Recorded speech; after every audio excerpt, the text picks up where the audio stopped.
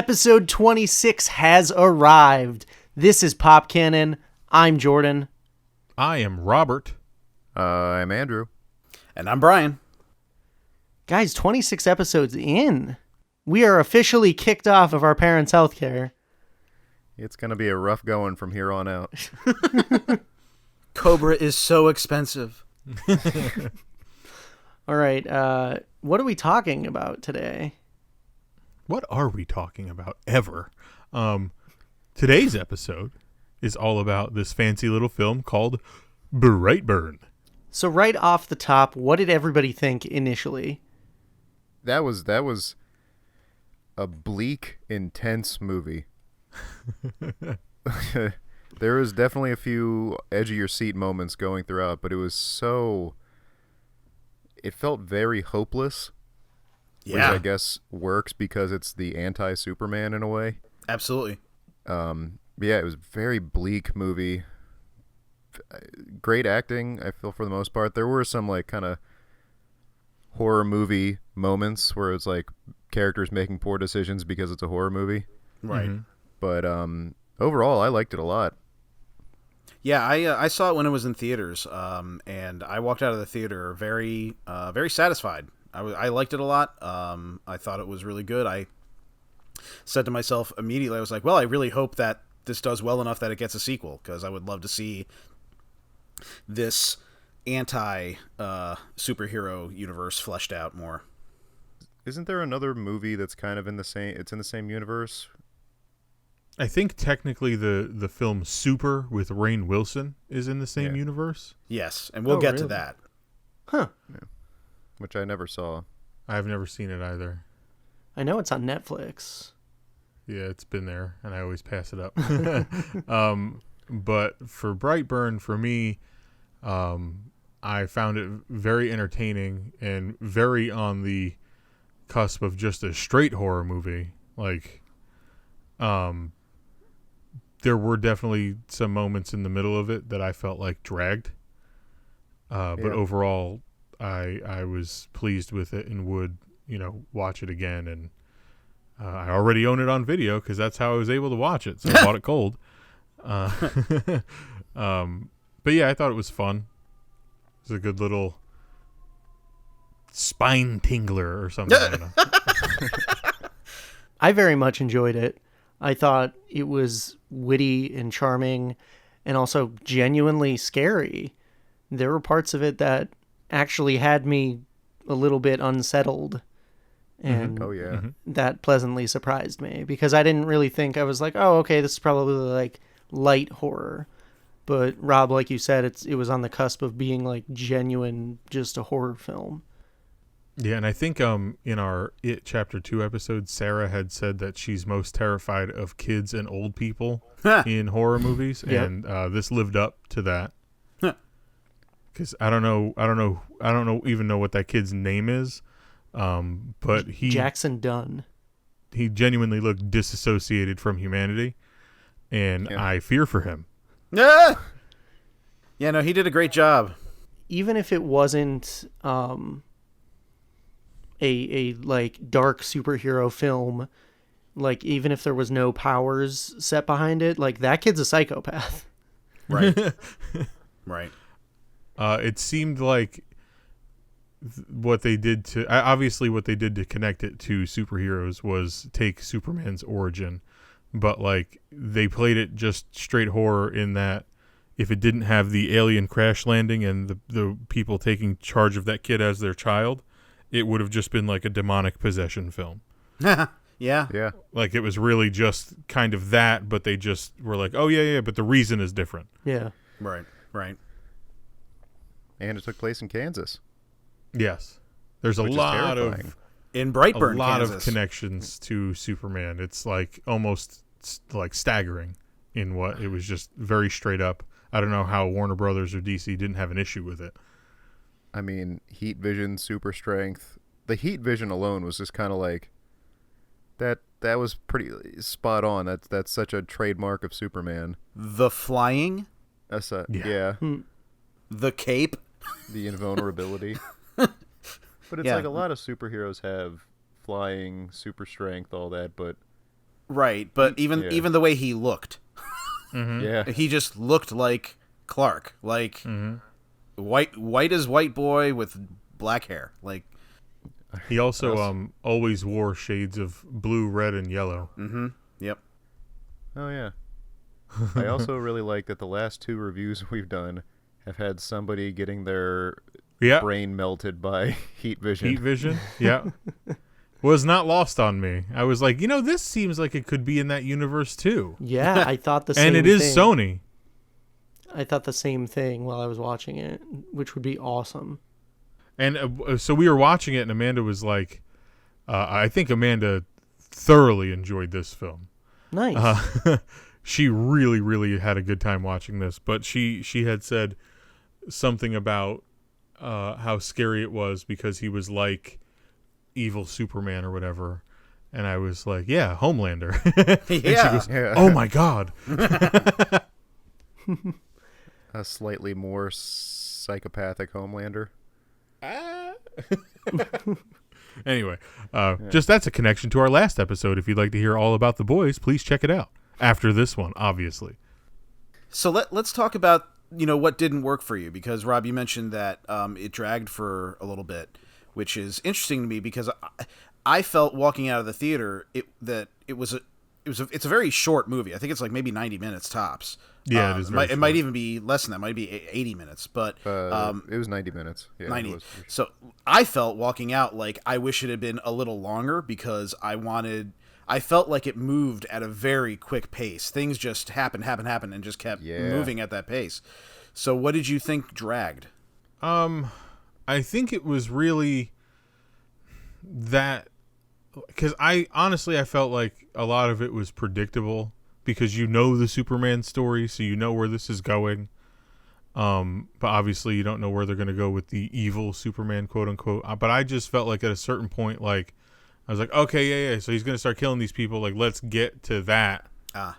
So like a lot of the family stuff, I guess, was where I was like, I get it. Mom, dad, they adopted him. Dad's a little bit apprehensive. Mom's all in on him, but she's terrified.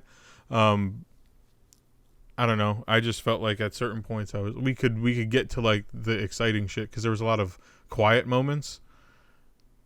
So I don't know. I think that was just me today. Like if I watch it another time, I might feel completely different about it in that way. But today when I was watching it, I was like, all right, let's go. I think why we got all the stuff that we could see coming was for those filthy casuals that don't really know the Superman story and are like, hey, I've heard this, or saw this trailer, and or heard this was a horror movie. Let's go see a horror movie. I think it'd be awesome because like they did a really good job of making this look like it was alternate universe Man of Steel. So I think it'd be like, I don't know if I doubt that they use the same like director of photography or cinematographer, but whoever they got to try to emulate what Zack Snyder did on Man of Steel did a really good job. So I don't really have much criticism of it. I thought it was really good, except like I said, I wish it had been a little longer. One of the criticisms I have though is right near the beginning of the movie, it kind of gives away what's going on when Brandon, right? Yeah. Mm-hmm. Yeah. Mm-hmm. When he's in class and he just exposition bombs the whole thing right at the beginning of the movie that, wasps, they do this, or hornets or whatever it was. And it's like, so that's what's going to happen. Okay. Right. Yeah. And then that's exactly what happens. The alien race that he is part of is the wasps. Right. A brand new episode of Exposition Theater. Hey, what's your movie about? And then just show that clip. So I felt like that scene maybe could have been later, or maybe not happened at all, and just let the audience figure it out. We don't get a lot of him at school at all. And Sure. I guess I understand having to show him in school at some point, maybe. But like maybe you didn't need to even have him in school because it was to introduce that girl, right, and exposition bomb, and that was it. Yeah, and the bully, and he gets bullied. Yeah. That bully never got his comeuppance. He didn't. Lots of other people did. That bully was. I was thinking he'd be number one, but They're no, saving he it didn't. for the sequel. Or maybe the eventual prequel. God damn it. Or it'll be a completely dissociated prequel series where it shows that kid's grandparents on the CW. Or maybe it'll be a completely different take on the character like we've never seen before. Or perhaps, maybe, it could be a spin-off series based around that kid on a streaming service that you can purchase for $9.99 a month. Are we still talking about the kid or the bully? The bully, I think- Andrew. Come on, keep This all up. follows the I bully. think I would really like a really gritty, very realistic take on this, where mental health is really the thing that's. That bullying is a problem. It is. Yeah.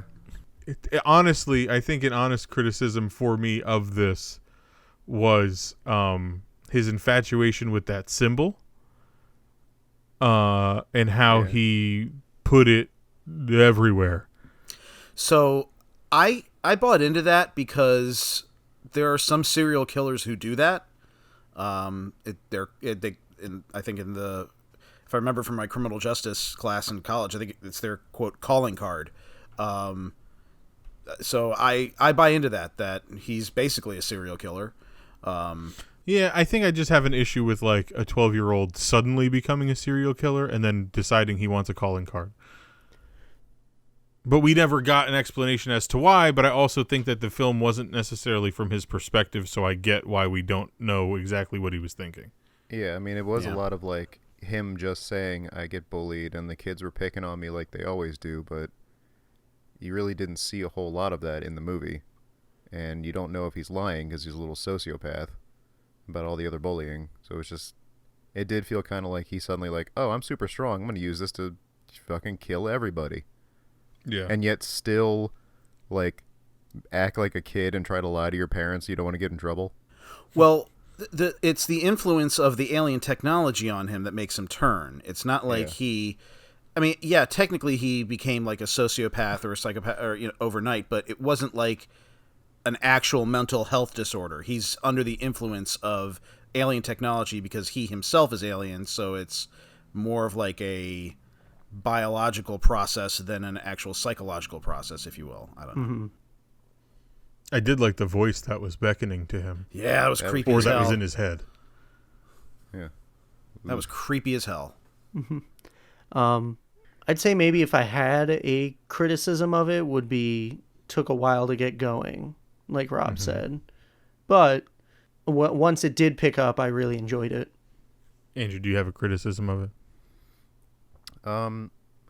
It did kind of feel like we didn't get enough development for Brandon. It felt like it was just, to me, I know he was under the influence of the ship, but it still felt like a switch just turned on. And there were some horror movie decisions, like when the aunt, you keep getting these alarms going off and she's just like, okay, I'm turning off my ringer and going to bed, good night.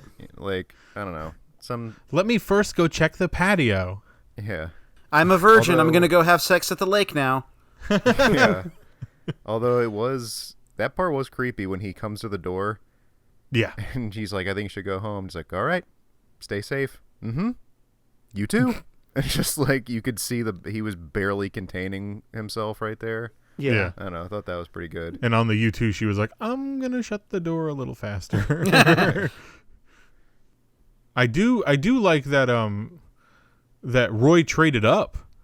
Dude, right? Good on Roy, you know? Elizabeth Banks? I think Elizabeth over Jenna Banks, Fisher? I think Elizabeth Sure. Banks and Jenna Fisher are both beautiful women. Thank you. Both her and David Denman were really, really good Absolutely. as the Oh, yeah. parents. Like, I believed them as a couple and as, like, parents. I like how uncomfortable he was all the time. Yeah. Even before he knew his son was an alien serial murderer. Right. He was just very uncomfortable. He's like, yeah, I got these candies in my pocket, and they shut you up when you were a baby. Here's one. Yeah. Have some candies. Now go do the fucking lawn. And then Stay out of the goddamn barn. Like, let's just. that scene when he's starting the lawnmower was so out of left field. Yeah. that I just started cracking up. He's sitting there and he's just pulling it, and then he just fucking flings it 100 feet behind him. I'm just saying, like, what? Everyone, because we had the same reaction as the kid, like, what? Whoa. Yeah, what? Did the movie just fuck up? Did we all just have a stroke? Like, Amanda was like, "Oh shit!" And then when he walks up to it and he's about to stick his hand in it, she's covering his face, and I'm like, "Babe, he's Superman. He's not going to be hurt by it." I was expecting, but I guess they built it in a way that she thought that it was possible, at least. So that good on them, right? yeah. You had mentioned there was a lot of quiet moments, and I feel like because of those quiet moments, those moments of intense, realistic gore really stuck out. Oh yeah. Dude. Like in the first intense, violent scene we get is when he breaks the girl's hand, which is pretty fucked up. Yep. But then he's going to kill her mother and Dude. just shatters the lights. Uh-huh. And it was just like the fucking That was the glass goes right in her eye. Yeah, I wouldn't know because I covered that part of the screen from my face. Oh, unfortunately, it was in the theater, so that was being seen. I watched her right eye in that scene. I have no idea what happened on the left side of her head. It was making the sound effect of like the glass moving every time she moved her eye. And like, I thought when she they would pulled cut it- away. They didn't. They did not. They lingered And on they it. even added a nice little blood squirt at the end when she got the glass out. Yep. Oh, Yeah. It was rough. Fuck. But yeah, speaking of that, like the effects were great in this movie. yeah.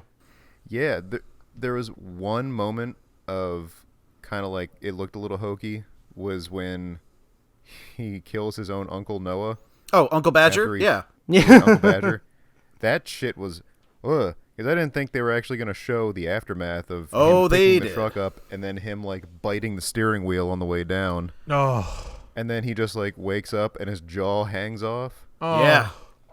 There That was rough. That he's, was like, so sitting there brutal, dude. trying to hold it on, and there was like a moment when he dies and it kind of slacks off. It looked a little CGI-y, but seeing somebody's jaw hang off that was such fucked a up. nasty. Like I didn't even. Oof. Yeah, it did not look CGI to me. It looked fucking, unfortunately, very realistic. Yeah. that And was then that the was little- disturbing. I didn't little think there was psychopath, one like- scene in this that pulled me out of it. Yeah. No. I thought everything blended seamlessly. Yeah, oof. And the little psychopath pulls his mask off. It was like, "Yep, I know you're my uncle, but I've just fucking killed you horribly. What do you think of that shit?" So the only thing with that was, I mean, obviously we saw his aunt at the hospital after the car accident, but there was no resolution with her. Yeah. So So she's still out there and knows clearly who's doing this. well, she doesn't. I don't think they ever said that Brandon did it. She just told them that Brandon came by the house. So That's true. I don't know. I feel like she could put 2 and 2 together on that one. We'll find out in the sequel. yeah, hopefully. Because he did do something to a jetliner that put the jetliner through his family home. So everybody there is dead now. That they were dead prior, but But she hasn't seen him with any superpowers. So she wouldn't. He's just been creepy. That's all. So I mean, that's probably his closest living relative. Yeah. yeah, there's she's a not going to sequel. survive the sequel well, probably not. if she but- makes it to it. So she would maintain custody, probably. Yeah, probably. You can keep him. I don't want to say it's not a criticism, but this is one of these the horror movie things like that where the people make the decisions. It's more the way that Elizabeth Banks's character was handled, that she refused to see at every turn her son was evil and possibly a megalomaniacal alien sent here to take over the earth. You think the wolves did this? They tore the No, door Tori. Brandon was in here. I'm telling you, he was in here. Like he oh, did so it. the wolf. It was a wolf. God I damn love it. that Matt Jones, his character, like Uncle Badger, when he was Yeah. driving like away Oh, after God. Brandon disappeared on him, and he was just like, "What the fuck?" Like he's just screaming that because that's something that I would do. I love when he looks out I think he looks out the front windshield and sees Brandon hovering there and just goes, nope. Nope. Like I don't know. I don't know if that was intentionally hilarious, but I found that fucking hilarious. I was like, yeah, because that's an accurate reaction. It's just like, nope, no, there's not someone just floating right there. That's not happening. I think we could probably just transition into favorite scenes. My favorite scene was when I'm just gonna call him Roy because his name doesn't matter to me. Roy. When he decided to take his son hunting towards the end of the film, which is the reason that all of the shit happened at the end. I loved that scene so much because he was like, "I'm gonna take him hunting for the weekend. We're gonna spend some time together." And the one gun, they're walking through the woods, and I looked at Amanda, I was like, "He's gonna shoot him." And she's like, "No, he's not." I'm like, he's going to shoot him. No, absolutely. There's no fucking way he's not shooting him. Right, absolutely. And then she's like, "Oh my God." So he aims the gun at him and then he pulls the trigger and she couldn't believe that he pulled the trigger. But like more so than the bullet bouncing off of his head, she couldn't believe that he pulled the trigger. Wow. And I was like, she was like, "Oh my God." And I was like, "Yeah, he's fucking Superman. They ricochet. That happens." Oh my God, that's great. Still probably hurt like a motherfucker though. Yeah, oh yeah. That was far and beyond my favorite scene was the tension leading up to the gunshot and then the falling action from that was fucking amazing. Yeah. And then he gets his brain fucking fried. Yep. Oof. Not just fried, but like the heat beams shot completely clean through his head. Yeah. Like, he busted his skull on that one. God damn. My favorite scene, I really liked a lot of the movie, but I guess my favorite scene is the when the cops show up to the house, and Brandon has already not so vaguely threatened Tori, and just takes the cops out one at a time in brutal fashion, just pasting them. It's fucking nuts. Yeah, that first cop looked an awful lot like Huey Campbell's girlfriend. Oh goddamn! Yeah, that was rough, but it was really cool as he's just flying through and tearing the house apart, basically like turning to Swiss cheese. It was fucking nuts. Yeah. And then watching Elizabeth Banks like shudder throughout the destroyed house. That was pretty great. She did a great job. I mean, I think all the actors did a great job, but I think she helped to sell it. Even though I didn't necessarily like buy that she couldn't understand it, I still understood like it was, a mother. She's got a mother's instinct there. That's her gift, was her I think son. at a certain point she was aware that she was lying to herself. Yeah. But she couldn't not. Right.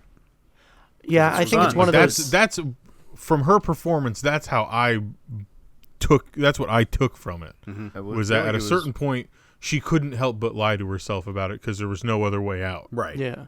She thought maybe if she was friends with him or something, it would get her through. I guess. Yeah. What, Andrew? When he was like, Uncle Noah's dead, and he's just like, all right. Oh yeah, that. You Am I understand supposed to what be he's dead? sad or something? Oh my God. Like, Oof. do you understand? Yeah. Yeah. Yeah, I think I get it. I think the way that Tori like reacted was more like, it's your kid, you'll do whatever like for him. It's one of those situations because there's plenty of like mother-son relationships, or just because that's like your child, you'll do anything to protect them. So I think it was less, oh, I'm in denial, and more like, I'll just do whatever it takes to keep him safe because he's mine. Yeah. And I liked at a certain point Roy called him it or that thing. Yep. Rather than like a kid or the boy or something. Or my I son. was like, he's really trying to be like, listen, babe, this didn't go our way. That We're just dream gonna have he to write had, this one off, all right? or the nightmare he had about yeah. about when Brandon first landed, and then she takes him out, and then just starts bleeding from every orifice. It's fucking crazy. And then the baby's eyes light up. Oh my god, That was really cool. I liked how the vines of the like woods and stuff was coming in through the side of the house. Yeah. Yeah. If I had to pick a favorite scene, it would probably be when he murders that lady in the diner. I just thought the tension was built really well there. The glass in the eye like took me by surprise because I was genuinely scared. Her looking around and seeing him partially. Oh, that split screen Yeah. shot with the red? Yeah. Yeah, And he's like in awesome. back corners and shit, God, but that's right. the red of his mask and cape kind of blended in. It was cool. That was really well shot, well set up. The laser eyes through the door Yeah. of the walk-in freezer and just taking her. But also his mask looked awesome. And the cape and everything. Did you notice It was a scary looking fucking mask, dude. And it made him look very insect-like, just like a wasp, just like, hornet. you know? It was also in the dream sequence, that was the blanket he was wrapped in, so that's another Superman reference. Or at least that's what she took out. Mm-hmm. So it's his cape from a baby. But yeah, I love the part, the whole ending sequence, where as soon as he kills his dad and then calls his mom and he's like, he's gone. Kyle's not coming home. And he just starts, he blows one cop up and the other cop, he just slams into the ceiling over and over and over again. She had one of the more brutal deaths in the film, definitely. Yeah. Yeah, Oh, and I God, thought it was yeah. really interesting to shoot it from that side angle. Yeah. Of Elizabeth I really Banks in the like that. foreground under the bed. Yeah. She makes it. That was I really like the shot when she's running out of the house and he just flies out the top and you can see him sitting in the background and flying over to her and and then when he finds the ship or when she finds the ship and turns the light on and it's the chick from the diner dissected Strung up. and like cut open. Yeah. Yeah. Ugh. I called that. Yeah. That scene was fucking nuts. So what I really like that they utilized was it led off with that hide and seek scene. Right. Yep. And like where I guess where kind of the predictability comes in was like, oh yeah, we're gonna use this. Yeah. The whistle. The whistle being. Yeah. And then they used it for the opening scene where it was like fun, and then there was a scene where it was like tense and scary, and then there was the outright horror at the end of it. Right. So rule of threes, they used it the 3 times, which I thought that was a great use of it. But then also reusing how she searched for him with the whistle and then searching under the bed like, I gotcha. Yeah. And then he wasn't there. And then he did the same thing. Yeah. Which might go to prove that he's more of her son than she realizes. Well, she doesn't realize anything anymore because she's dead. Yeah, he dropped her from an incredible height. We don't know After that. slamming her head into the roof. She might have landed in one of the moon bounces. She landed on a cloud. If she had Landed on moon a shoes haystack. on, maybe she would have survived.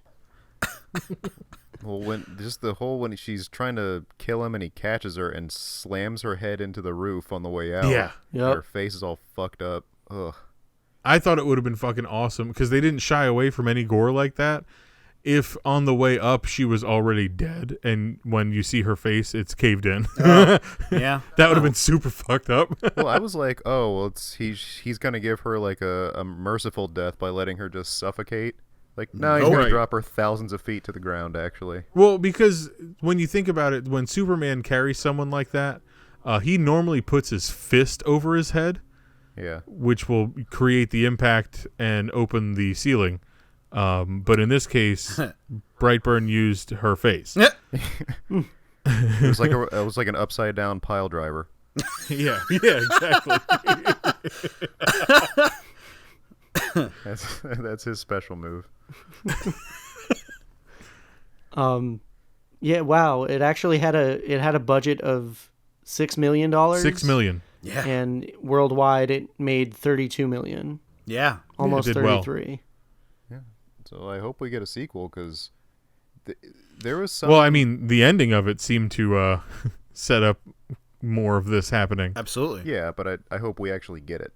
Yeah, I know. Yeah, I loved the way that they did like the newscast / YouTube series. YouTube conspiracy man. Yeah. Yeah, Alex Jones, Michael Rooker, Alex Jones at the end. His hair was all fucking crazy. So Yeah. so that was the coolest part of the movie, in my opinion. Like, I mean, I enjoyed the whole movie, but I thought that was the coolest part was with the little news, like not found footage, but actual newscast, like showing he's being a fucking supervillain. Like he's collapsing buildings and starting fires. Yeah. And, Oh, fucking crazy. But yeah, the little stinger there is that Michael Rooker's Alex Jones type character introduces us to a fucked up version of Wonder Woman, a fucked up version of Aquaman, and then when they put like Brightburn as well as those three, and then three others, there is Rainn Wilson's character from Super. I don't know, I think Crimson Bolt or something like that. Yeah, and I guess he's supposedly like the Batman of the group. Right. So he doesn't have any powers? I never saw Super. I don't think he actually has any powers, no. Right, exactly. And that's So, why he's the Batman. Yeah. And then they show something else, and I can't remember what it was. There was a Martian Manhunter-esque character. Ah, okay. And then one of them is just a question mark. The question? Wow! You huge get for Sean Gunn here. Huh? Mysterion.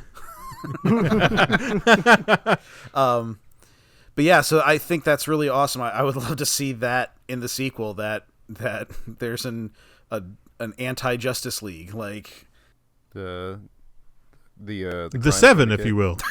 Yeah. Really, just listen to both of our episodes back to back here. They're very spooky. similar shit going on.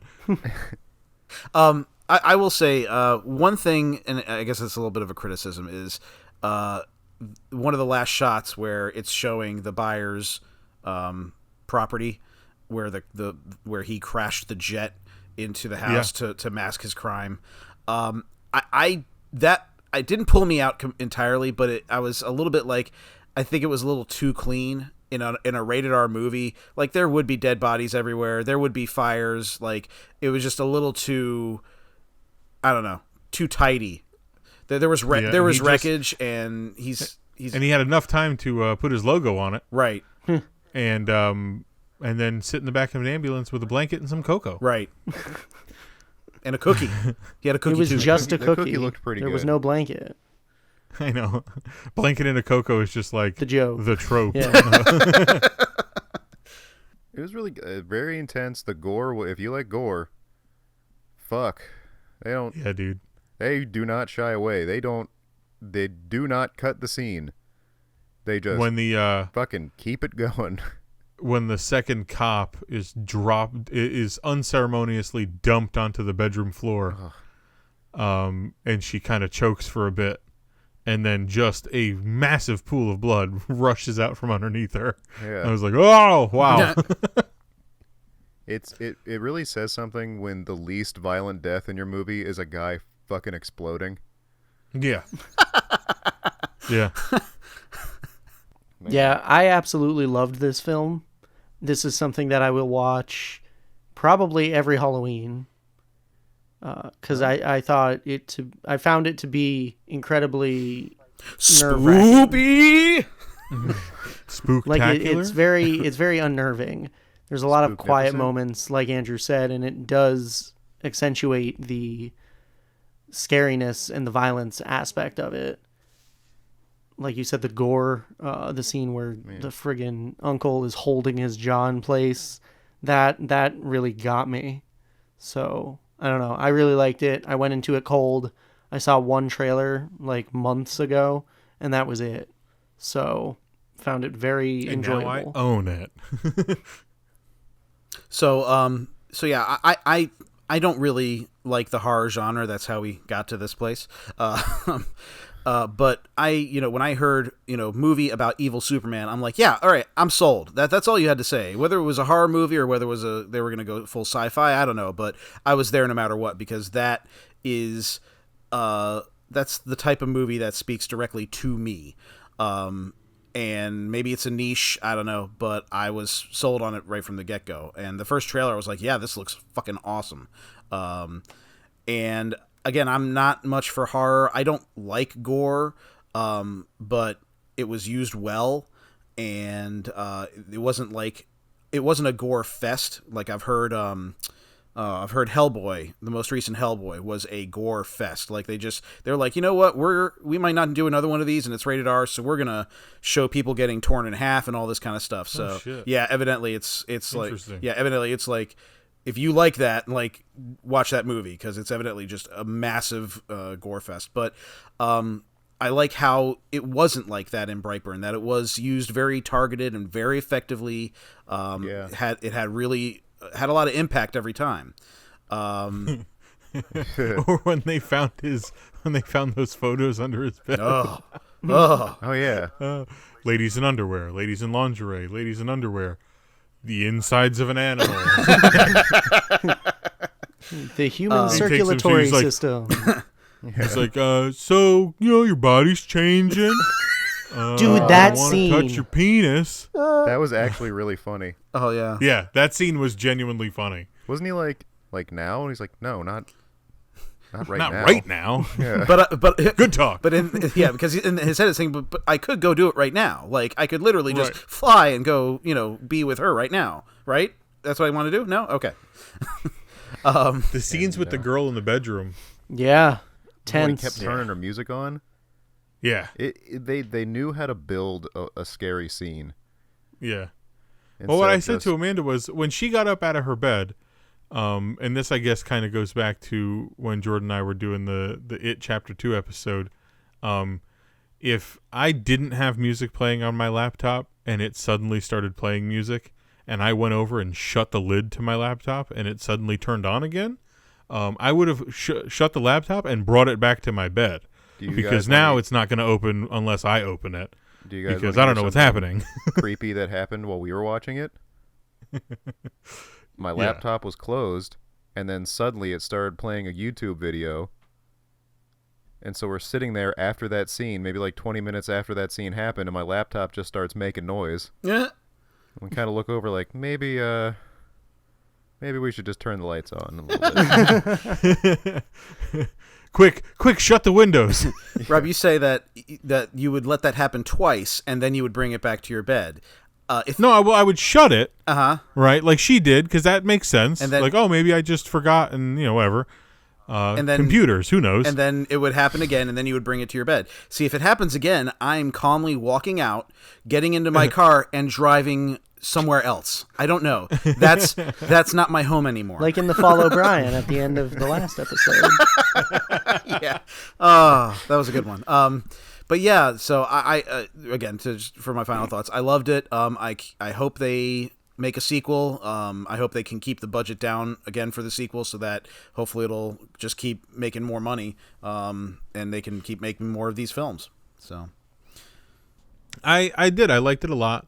I own it now, so I could watch it whenever I want. I am interested in checking out the special features on it just to see what those entail. But yeah, I thought it's interesting that they wanted to make a horror movie, and they were like, well, superhero movies do pretty good. Let's just make one of those. Like, I have this horror idea, but if I fit it through a superhero prism, we could probably make some money on this thing. Well, I mean, it's executive produced by James Gunn, right? And it's written by two of his brothers. His brothers, I'm assuming. Yeah. So it's a Gunn family thing. Written by Brian and Mark Gunn. Yeah. So also of the James Gunn, I guess, filmology or whatever you'd want to call it, filmography. In a similar vein to this was what the hell was that movie? where they're in the office building and they got to kill each other. Oh, right. Oh, the I never saw that. I watched it. It is fucked. Good? With a capital T. the Belko experiment.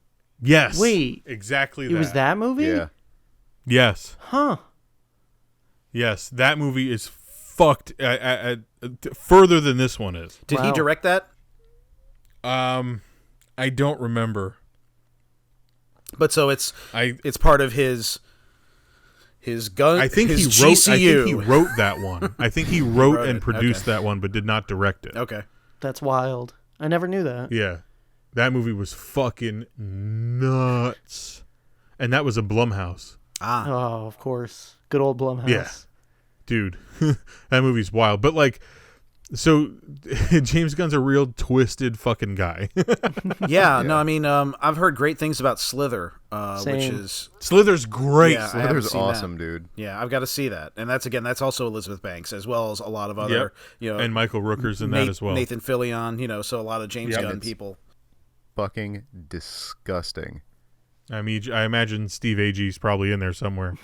And I'm sure his brother Sean Gunn, who's Yeah. He probably played the little slithery things. He did He all always the plays a motion creature. capture. So anyway, for Pop Cannon, thank you for listening. I'm Jordan. I'm Robert. I'm Andrew. and I'm Brian. And we hope everybody has a safe and spooktacular Halloween this year. Also, if you're watching spooky movies this Halloween season, go ahead and let us know what spooky movie is your favorite. Spooky.